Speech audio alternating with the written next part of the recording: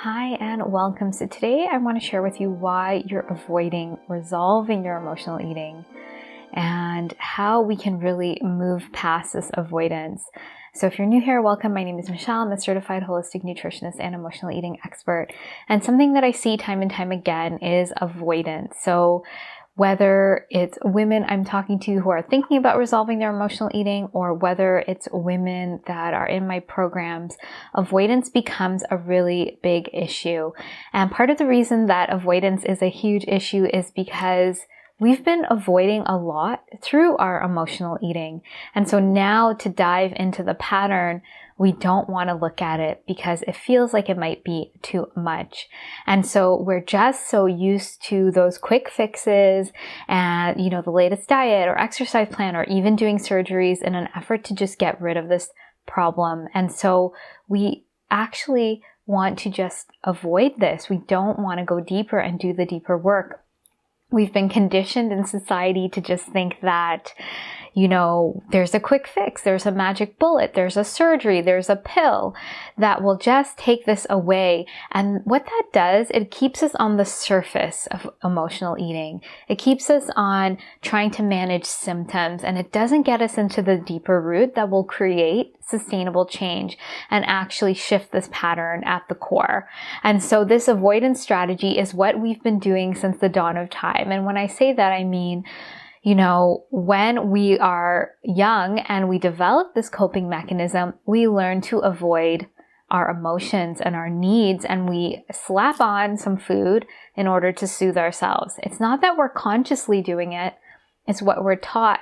It's the easiest way for us to do this. And as children, we can't consciously move through our emotions and regulate ourselves. That's what our parents and caregivers are there for. And so if they're not able to do this, we have to learn to cope because they probably didn't learn how to regulate themselves. And then our society promotes this way of being. So we're avoiding emotions, we're avoiding ourselves, and this is perpetual. This is constantly happening. We're just looking at the surface solutions. We're not going deeper. We're not getting into the root cause.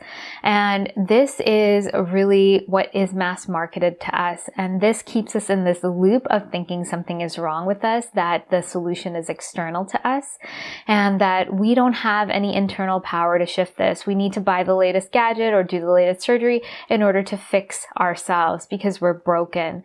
And this could not be further from the truth. We are not broken. It's not that something is wrong with us. It's what's happened to us. So at the very core and root, we were not given what we needed in order to develop and to move through life. And so we had to develop coping strategies, not thriving strategies. We didn't learn how to truly resolve what was happening for us. We just got by. We just learned how to survive. And I don't know about you, but I don't want to survive, and I didn't want to survive when I was going through this pattern. And that's why I had to go through a lot of trial and error, because I knew there had to be a solution.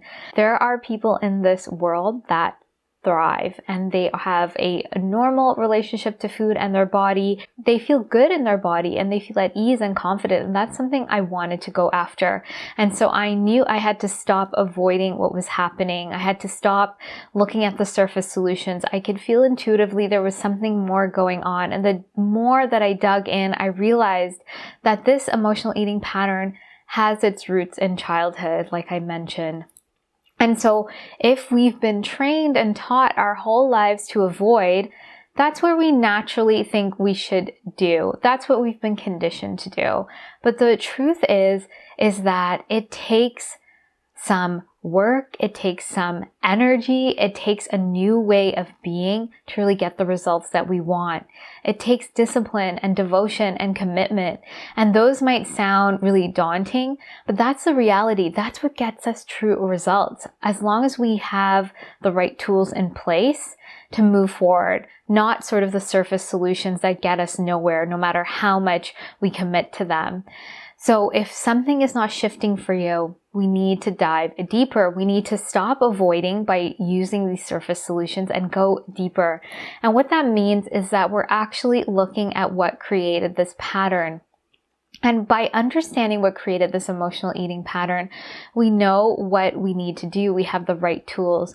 And so when I work with clients inside of the Emotional Eating Evolution program, one of the biggest areas we look at, and that's so key and important, is resolving the trauma, the events that created this emotional eating pattern. So we're getting at the emotions under the emotional eating. We're resolving it at a deep level in the body where we store trauma. And when we're able to do this, we shift into this new way of being that is going to create this healthy relationship to food and our body that we desire.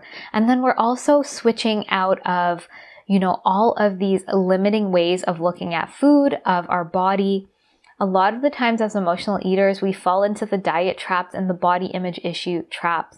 And so we pile this on top of our emotional eating, and this sort of makes it all convoluted. Once we're able to resolve the deeper emotional eating pattern, we start resolving our issues around food, and we stop looking at the diet mentality and move towards true nourishment, which is a deeper connection to food. And we start looking at our body image issues and switching to body acceptance, which is a deeper connection to our body. And so as we shift in these areas, we truly resolve the emotional eating pattern, and we move out of avoidance because we are now directly looking at what we've been avoiding. And there is so much power in looking at what you've been avoiding. There's almost like a sense of, yes, I'm finally facing it. And when you do that, there's sort of a shift in you. You're standing in your power and you're ready to take responsibility for what's happened. I know it can seem really unfair that you've ended up in this place, especially when we do the deeper work and realize that this pattern is coming from childhood. But now you can take responsibility and move through, the grief and maybe the anger that you've stored from not having your needs met, of not, being able to move forward and have a healthy relationship to yourself, to your body, and to food. And so avoidance is sort of the old way of doing things. We really need to face what's going on. And this doesn't mean jumping in. It means having the right support. So having the right support and guidance and plan to move through this pattern. I know for my clients, when they work through the Emotional Eating Evolution program, it is a step-by-step process. It's my own methodology that I've created from my own experience and journey through emotional eating. So I can see where resistance is going to come up and what are the blocks. And that creates a really supportive place, and it gives you a lot of compassion for yourself, because the journey is not going to be a linear line up. There will be ups and downs. And as you look back, you'll see that you have grown through a lot of it. And so this is how we start shifting this pattern. We're not looking for that quick fix, or the moment resistance hits or we get a setback, we say, screw it, I'm out of here. We know that this is part of the journey. It is part of our learning. It's a way of how we integrate new information. And, it might not feel the best all the time, but overall, you're going to get a deeper sense of ease and confidence and freedom in your body and around food than if you quickly get a quick win. And so this is important. We want to have sustainable change. We want to really shift this pattern at a deep level. We want to move out of the old way of being with food and our body and our emotions into a new way that's really in alignment for us, that makes us feel good, and that we don't have to effort as much. When we use this way, we create sustainable change. And at first we put in some effort, but it becomes effortless and easeful as time goes on, because this is the way that's truly aligned for us and makes us feel good. So I hope what I've shared with you has helped you see that avoidance is not the way forward. We really need to face what's going on with this pattern and really go into it. And that's where our true power lies. Not with the next, exciting magic bullet solution that leaves us feeling anxious after. It's actually when we face what's been going on and we might initially feel that pang, and we settle into it, we know this is our path forward. It's truth, and it's going to help us move into the direction that we want, that is authentic for us.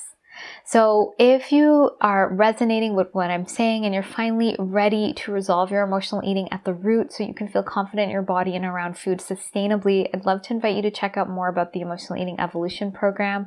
I'll leave the link below. You can also book in an emotional eating assessment call if you're ready to start the program or you feel like you want to know how we can support you. That call would be great. We find out more about you and where you're at and how we can support you and guide you through this process so you can reach your goals. So I just want to say thank you so much for watching. Please be sure to like and subscribe if you haven't, and I look forward to sharing more with you, and I hope you have a great day.